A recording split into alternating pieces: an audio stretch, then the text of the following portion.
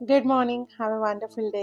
ప్రియ సహోదరి సహోదరుడా, ఈ లోకంలో మనం ఏది సంపాదించాలన్నా, ఏది మనం కలిగి ఉండాలన్నా, దానికి దేవుని దయ కావాలి, దేవుని కృప కావాలి, ఆయన కనికరం కావాలి.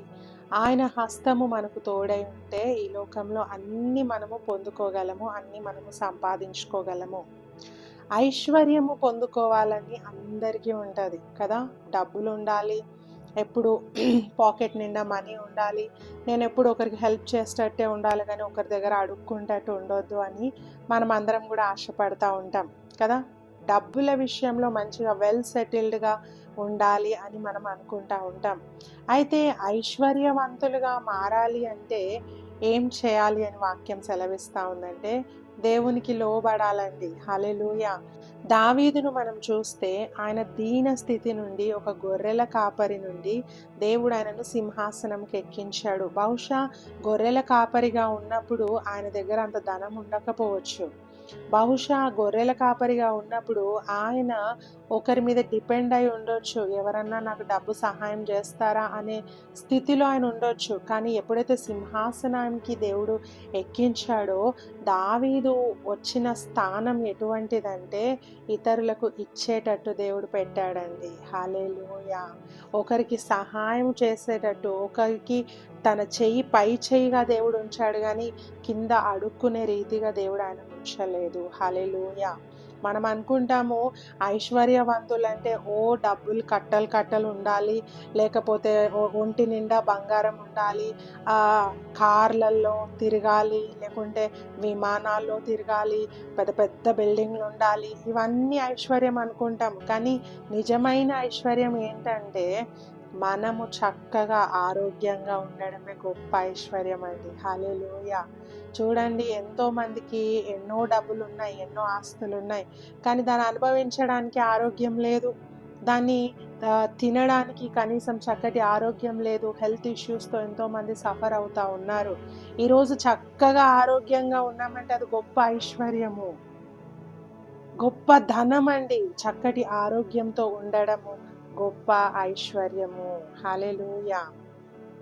ఈరోజు నువ్వు ధనవంతురాలిగా ఉండాలి. ఐశ్వర్యవంతులు ఎవరు అంటే, తినడానికి 3 పూటలు ఆహారం ఉందంటే నీకంటే ఐశ్వర్యవంతుడు ఎవరు కూడా లేడు.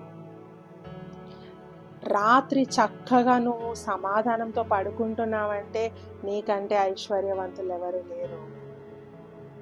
ఏ అనారోగ్యం లేకుండా, హెల్త్ ఇష్యూస్ లేకుండా చక్కటి హెల్త్ నీకు ఉంది అంటే నీకంటే ఐశ్వర్యవంతులు ఎవరు లేరు. నీ తల మీద ఒక రూఫ్ ఉందంటే, ఉండడానికి ఒక గృహం ఉందంటే నీకంటే ఐశ్వర్యవంతులు ఇంకెవరు లేరు. ప్రియ సహోదరి సహోదరుడా, ఇవి లేక ఎంతో మంది భూమి మీద సఫర్ అయ్యే వాళ్ళు ఉన్నారు. ఇవన్నీ నీకున్నాయంటే you are the richest person in the world. ప్రపంచంలోనే నువ్వు గొప్ప వ్యక్తివి. సో ఐశ్వర్యము సంపాదించాలి అంటే, బలమును సంపాదించాలంటే, ఆరోగ్యము సంపాదించాలంటే ఇవన్నీ మనకు దేవుడు అనుగ్రహించాలండి. హల్లెలూయా. ఏ మానవుని వల్ల కావు, ఎంత కష్టపడినా రావు, మన తెలివితేటల వల్ల ఈ ఐశ్వర్యము మనం సంపాదించలేము. కానీ దేవుడు ఇవ్వాలి. ఆయన ఇవ్వాలి అంటే నువ్వు ఆయనతో సరి అయిన సహవాసం కలిగి ఉండాలి, దేవునికి భయపడాలి, ఆయన యందు భయభక్తులు కలిగి లోకంలో బ్రతకాలి, పాపానికి దూరంగా ఉండాలి, చెడు వ్యసనాలకు దూరంగా ఉండాలి, దేవునికి అయిష్టమైనవి, దేవునికి అసహ్యమైన వాటికి మనం దూరంగా ఉన్నప్పుడు దేవుడు మనల్ని ఐశ్వర్యవంతులుగా చేస్తాడు. హల్లెలూయా. దేవునికి లోబడడం నువ్వు నేర్చుకో, నిన్ను ఐశ్వర్యవంతుడిగా దేవుడు చేస్తాడు. బలము పరాక్రమంతో నిన్ను నింపుతాడు. వాక్యం చెప్తా ఉంది, మొదటి దినవృత్తాంతములు 29:12 చదువుకుందాం. ఐశ్వర్యమును గొప్పతనమును నీ వలన కలుగును, నీవు సమస్తమును ఏలువాడవు, బలమును పరాక్రమమును నీ దానములు హెచ్చించువాడవును, అందరికీ బలము ఇచ్చువాడవును నీవే. హల్లెలూయా. ఒక వ్యక్తి హెచ్చింపబడాలి అంటే, ఒక వ్యక్తి ఉన్నత స్థానంలో కూర్చోబెట్టబడాలి అంటే అది కేవలం దేవునికి సాధ్యమండి. హల్లెలూయా.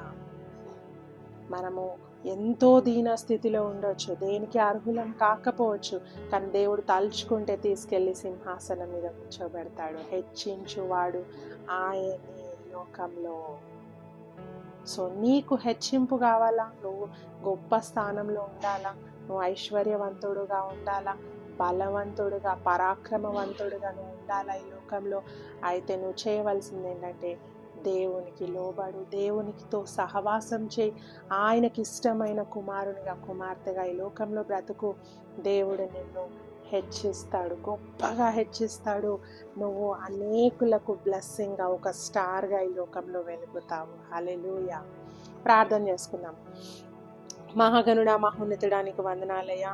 తండ్రి, బలము, పరాక్రమము, ప్రవ్వా, హెచ్చింపు, ఐశ్వర్యము నీ వలన కలుగుతుందని నీ వాక్యం సెలవిస్తూ ఉంది ప్రవ్వా. నిజంగా ఈ లోకంలో మా సొంత తెలివితేటల వల్ల, మా బలము వలన మేము ఐశ్వర్యాన్ని సంపాదించలేము, బలమును సంపాదించలేము, హెచ్చింపును సంపాదించలేమయ్యా. ఇవన్నీ నువ్వు ఇస్తేనే మాకు వస్తాయి కనుక ప్రవ్వా, మా ప్రియులు ఎంతమంది అయితే ఈ ఉదయకాల సమయంలో మా జీవితాలు మారాలా, మా జీవితాలు అద్భుతంగా ఉండాలా, ఎక్కడ వేసిన గొంగడిలాగా మా జీవితం ఉండకూడదని ఆశపడతా ఉన్నారు, ఉన్నతంగా దీవించబడాలని ఆశపడతా ఉన్నారు, ఐశ్వర్యవంతులుగా ఉండాలని ఆశపడతా ఉన్నారు, 3 పూటలు చక్కటి ఆహారము భుజించాలి అని ఆశపడతా ఉన్నారు, చక్కటి నిద్రతో మమ్మల్ని నింపుదేవా అని ఆశపడతా ఉన్నారు.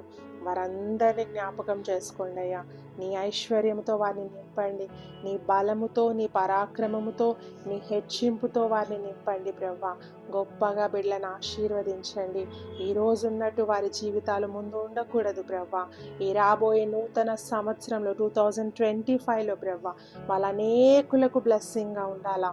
కొండ మీద పెట్టిన దీపము ఎలాగైతే ప్రవ్వా పట్టణం అంతటికి వెలుగు ఇస్తుందో, వీరి జీవితాలు వెలిగించబడి అనేకులకు ప్రవ్వా సిటీ అంతటికి వెలిగించే విధంగా వీరి జీవితాలను మార్చండి. గొప్పగా వీరిని ఆశీర్వదించండి, వర్ధిల్ల చేయండి ప్రవ్వా. వాక్యము విని వాక్యానికి లోబడాలనే నిర్ణయం తీసుకున్న బిడ్డలను ప్రత్యేకంగా దీవించండి, ఆశీర్వదించండి. దావీదును హెచ్చించినట్లు మీ బిడ్డలందరినీ హెచ్చించి మీరు మహిమ పొందమని నాజరేయుడైన యేసుక్రీస్తు నామమున ప్రార్థించి వేడుకొని పొందుకొని ఉన్నాం మా తండ్రి. Amen. God bless you all.